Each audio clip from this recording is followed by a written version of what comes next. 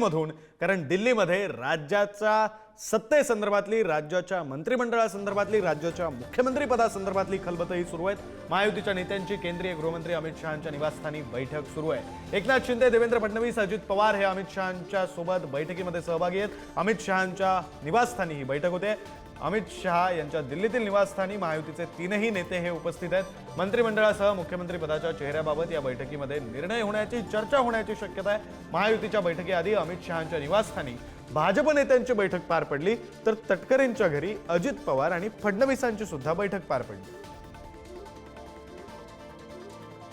हे दिल्लीमध्ये जाऊया, आपले प्रतिनिधी शिवाजी काळे हे दिल्लीमधून आपल्यासोबत जोडले गेलेले आहेत। आपण त्यांच्याकडे जाऊया। शिवाजी, खरं तर आपण मुख्यमंत्री पदासंदर्भात चर्चा केली, मात्र मंत्रिमंडळ सुद्धा तितकंच महत्त्वाचं असणार आहे, कारण पुढची 5 वर्ष सूत्रही त्या मंत्रिमंडळाच्या हातात सुद्धा असणार आहेत।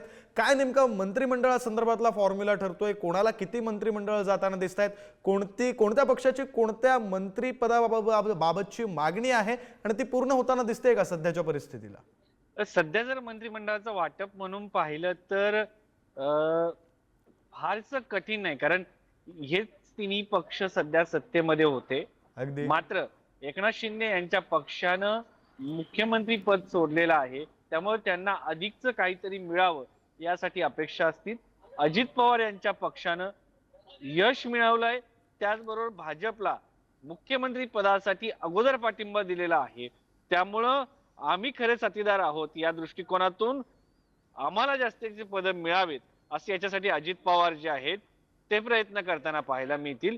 त्यामुळे जागा वाटप साधारणपणे ज्या पद्धतीने फार कठीण गेलं नाही महायुतीला, त्या पद्धतीनेच मंत्रिमंडळ वाटप देखील फार कठीण नसेल असं आहे। मात्र शिंदे हे जेव्हा पद्धतीने मुख्यमंत्री पद सोडायला जर तयार झाले आणि त्यांना मुख्यमंत्री पद मिळत नसेल तरच ते कोणकोणत्या जिल्ह्याचे पालकमंत्री पद, महामंडळ आणि मंत्रिपद मागतात, हा सगळ्यात मोठा प्रश्न आजच्या मंत्रिमंडळाच्या वाटपाच्या या बैठकीमध्ये असणार आहे। त्याचबरोबर अजित पवार जे आहेत ते अचानक मागच्या सरकारमध्ये सहभागी झाले होते, त्यामुळे आता या बैठकांमध्ये ते अधिकचं काय स्वतःच्या पदरामध्ये पाडून घेतात हे देखील पाहणं महत्वाचं असणार आहे।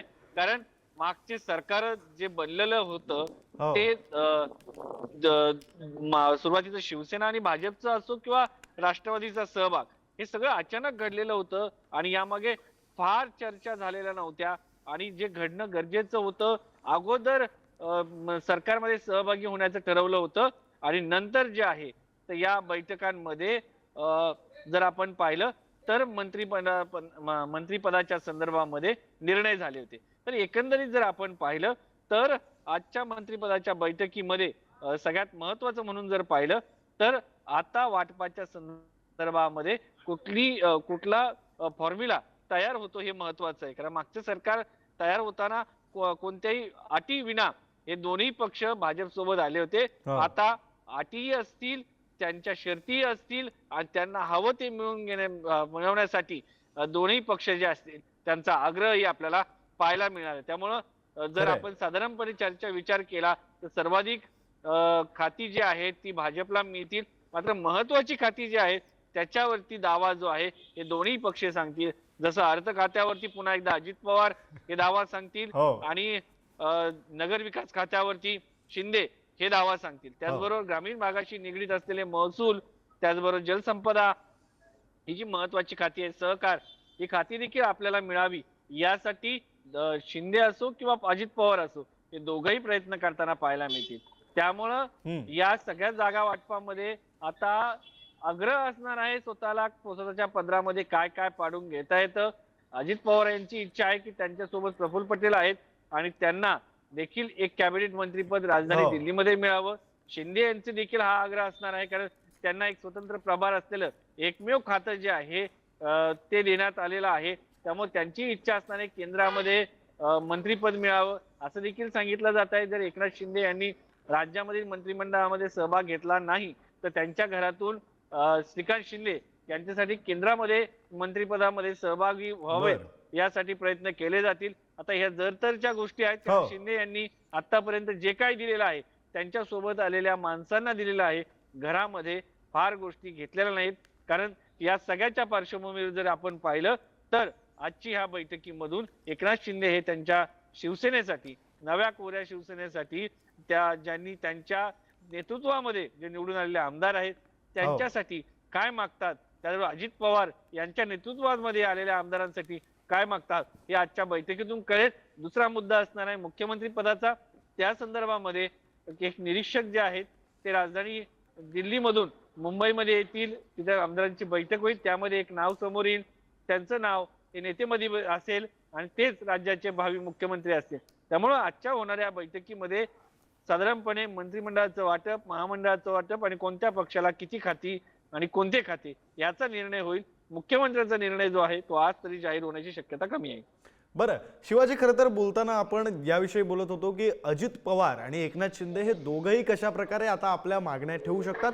दोघांची बार्गेनिंग पॉवर वाढलेली आहे, त्यामागे दोघांची वेगवेगळी कारणं आहेत. पहिलं कारण अजित पवारांचं द्यायचं झालं तर निकाल लागला आणि त्यानंतर त्यांनी कुठेही बार्गेन न करता थेटपणे आपली भूमिका जाहीर केली पक्षानं की भाजपचा मुख्यमंत्री झाला पाहिजे, आम्ही ही भूमिका जाहीर करतो. त्यामुळे त्यांना ते एक फेवर मधला पॉईंट मिळाला आणि अर्थातच त्यामुळे त्यांचं बार्गेनिंग पॉवर वाढलेलं आहे. शिंदेंनी सुद्धा आता आपला दावा जो आहे तो सौम्य केलेला आहे, अगदीच सोडलेला आहे असं म्हणता येणार नाही, मात्र मी काही त्यात अडसर बनणार नाही, तुम्ही निर्णय घ्या असं म्हटलंय. कोणाचं बार्गेनिंग जास्त यशस्वी होऊ शकेल असं आत्ताच्या घडीला हे मुद्दे लक्षात घेताना दिसतंय.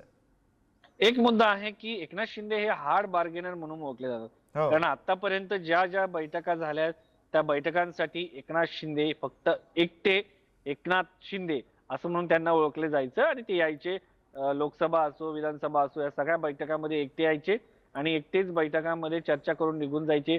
भाजपनंतर सर्वाधिक जागा त्यांनी मिळवल्या, विधानसभा असो किंवा लोकसभा असो.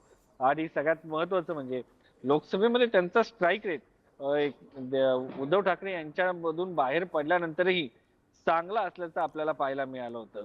भाजप नंतर त्यांचा स्ट्राईक रेट महायुतीमधला मोठा होता, त्या पद्धतीने आपल्याला आपण पाहिलं असेल अजित पवारांचा नव्हता, मात्र अजित पवारांचा स्ट्राईक रेट वाढला तो विधानसभेला.